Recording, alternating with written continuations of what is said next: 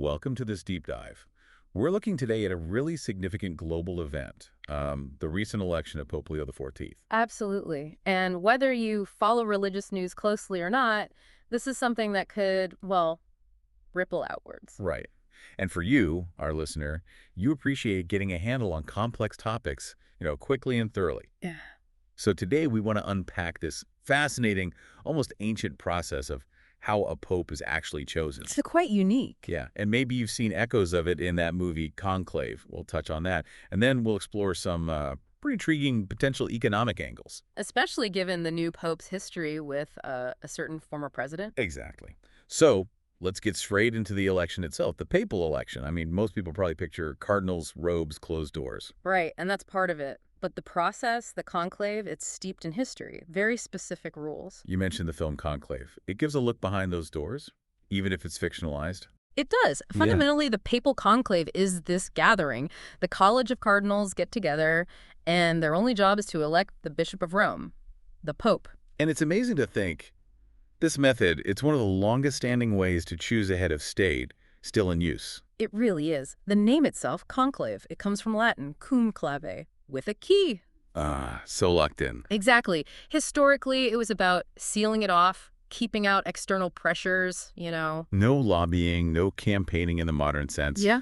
And today it happens in the Sistine Chapel, right? That's the location, yes. Stunning place for such a momentous event. So who actually gets to be in that room making the decision? It's the cardinals of the Catholic Church. But there's a key rule about age. Oh, yeah. Any cardinal over 80 years old before the conclave starts, they can't vote. Huh. Why is that?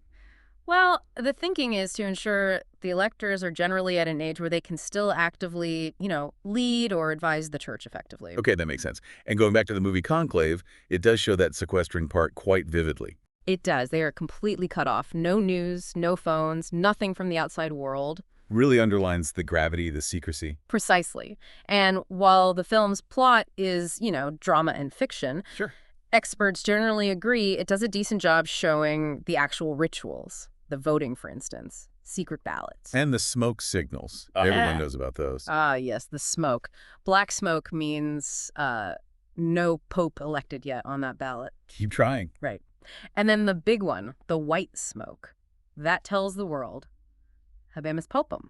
We have a pope. It is quite theatrical, isn't it? It is. The movie also showed, I think, the destruction of the deceased pope's ring, the ring of the fisherman. Right, symbolizing the end of that papacy. Yeah. So the rituals are portrayed pretty accurately, even if the story isn't real. That seems to be the consensus, yes. And once that white smoke goes up and the chosen cardinal accepts, well, then comes the formal announcement. The habemus popum from the balcony of St. Peter's Basilica. Exactly, in Latin, introducing the new pope and his chosen papal name. Which brings us right up to today. Pope Leo XIV. And the really big headline here, I suppose, is that he's the first pope ever born in the United States. From Chicago, yes. That's a major historical first. And his background seems a bit different, too. Not just rising through church ranks, but some public engagement, online activity. That's a fascinating aspect. Reports indicate that before becoming pope, he was active on social media.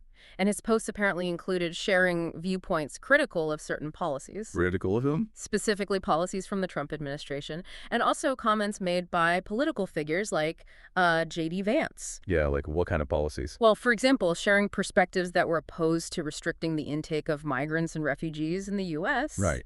And also reportedly sharing an article that disagreed with J.D. Vance's idea of Ordo Amoris. Ordo Amoris. Yeah. Order of love. Remind us what that is. It's this concept, discussed by some, about a sort of hierarchy of love, suggesting you prioritize love for family, fellow citizens perhaps, before extending it more broadly. I see. And the future pope disagreed with that framing. He shared pieces that engaged critically with it, yes. And apparently another piece connecting Pope Francis's views on immigration to that whole Ordo Amoris debate. So, yes, engaging with some pretty significant political and social topics. So not someone who shied away from those discussions, it seems. It certainly suggests a particular perspective on those issues, yes. So how did former President Trump react to this election, given that history? Well, interestingly, his reported reaction was quite positive. He apparently called it such an honor for our country. Huh. That's interesting, especially when you compare it to something earlier.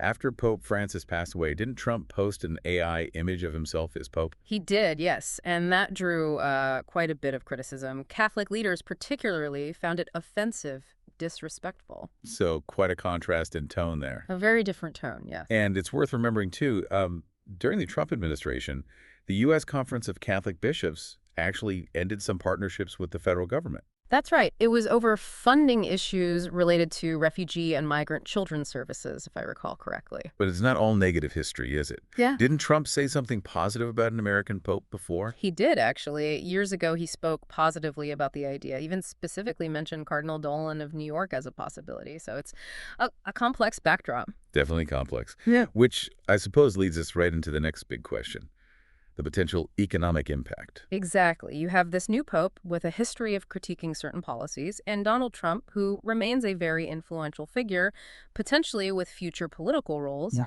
How might that relationship or those underlying differences affect economic markets? It's a compelling question.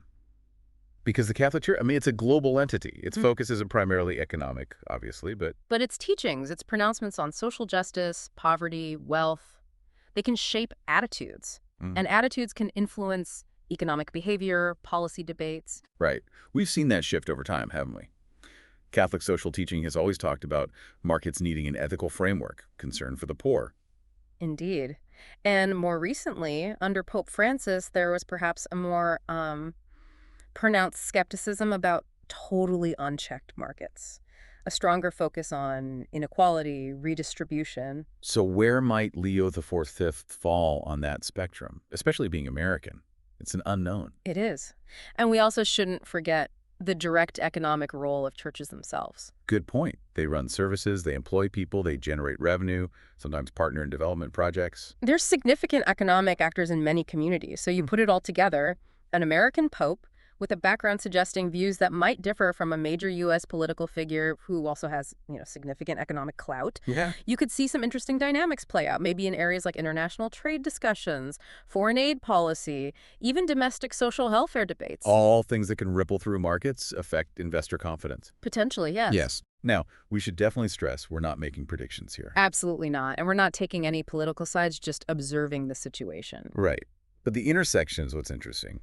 A major religious leader with this documented history of critique towards a powerful political and economic figure.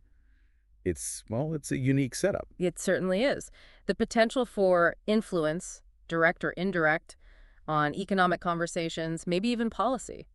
It's there. It raises some thought-provoking possibilities. Okay, so let's just quickly recap.